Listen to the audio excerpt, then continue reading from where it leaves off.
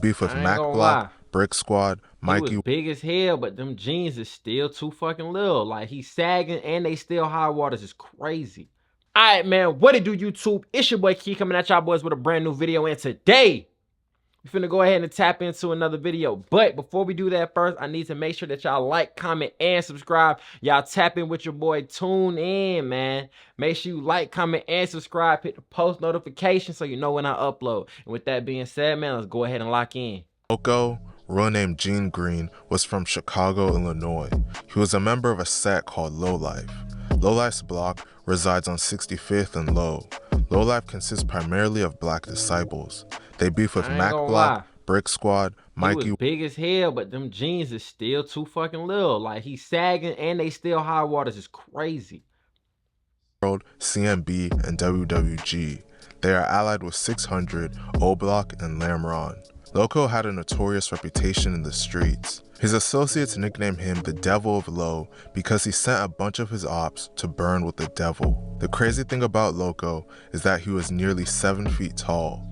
He towered over people, and it's wild to imagine someone so tall and noticeable participating in street activities. Fact. But regardless of his height, he chose the streets over sports, and he became known in the streets following one of the most infamous incidents in Chicago drill history.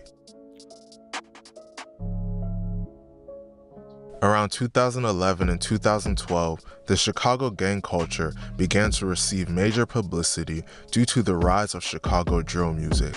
Chief Keef introduced the world to what was happening in the streets of Chicago through hit songs like Love Sosa and Don't Like. Some of Chief Keef's associates like Little Reese and Little Durk began to build a name for themselves as well. Chief Keef and all of his affiliates were black disciples, so naturally, his rivals, the Gangster Disciples, would try to blow up in music as well. Particularly, a Gangster Disciple and member of a set called Brick Squad would gain popularity in rap as well. That rapper was a young teenager named Little Jojo, and he would rise in fame simultaneously to Chief Keef as he was seen as his direct rival. The war between the black disciples and Gangster Disciples was ugly in the streets as lives were being lost left and right. Naturally, Little Jojo would grow tired of seeing all of his rivals blow up in the music industry while his side had nothing.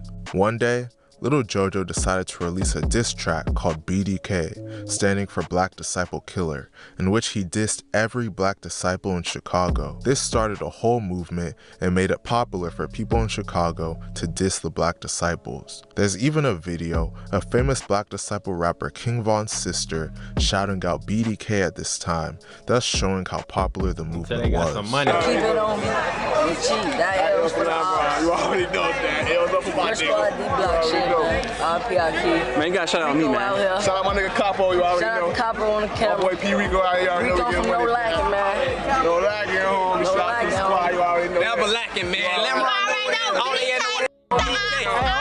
Bro, and you want to know what's so crazy? It's a lot of people like this who were like around a certain instance and then switch sides, especially females, then switch sides when other people started popping and going up. Like, you was not worried about King Von being your brother back then. Stop playing.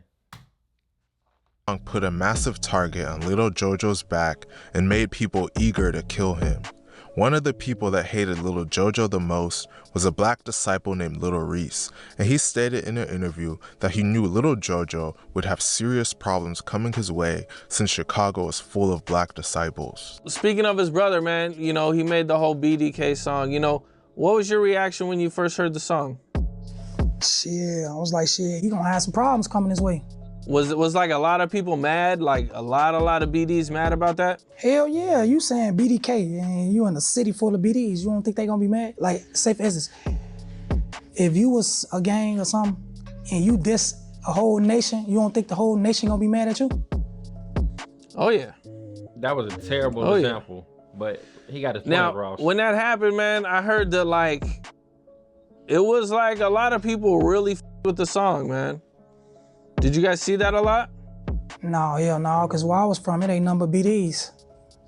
So ain't no BDs finna be playing that shit.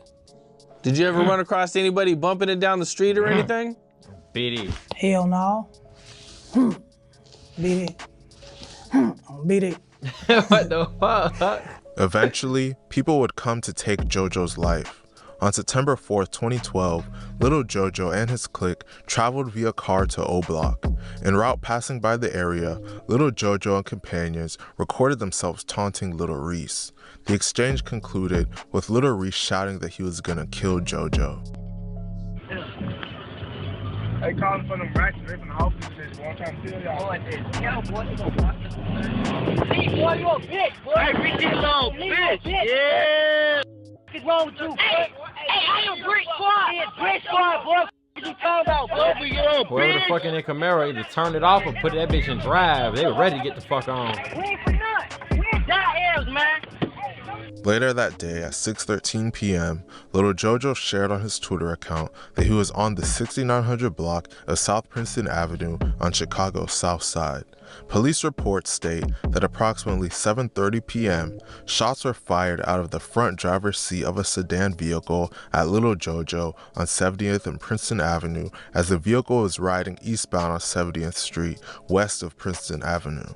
Video surveillance footage from a private residence captured the onset and endings of the event. Little Jojo is seen on video riding on the pegs of a friend's bicycle. Upon the attack, he attempted to flee northbound on Princeton Avenue but collapsed on the sidewalk.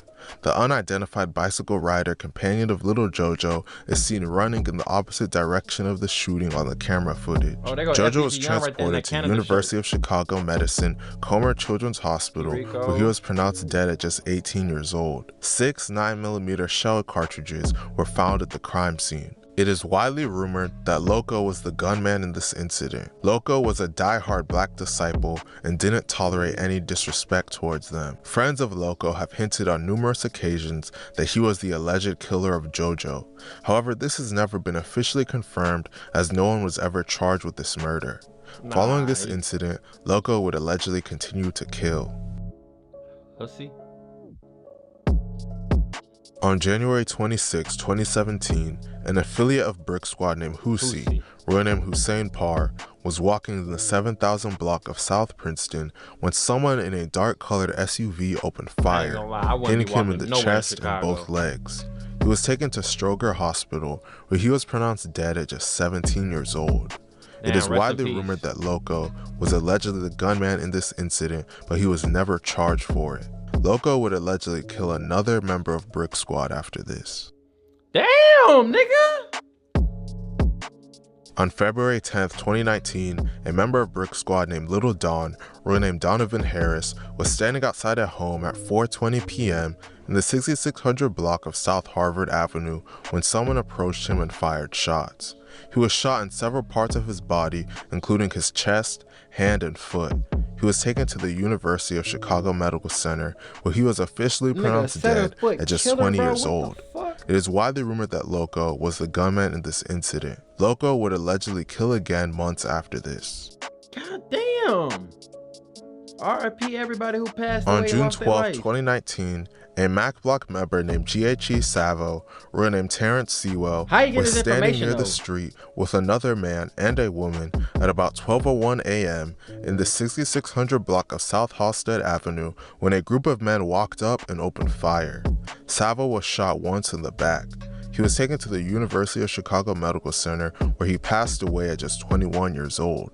The woman was struck in both legs and taken to Stroger Hospital, while the other man was hit in the right leg and taken to the University of Chicago Medical Center. Both of them survived their injuries.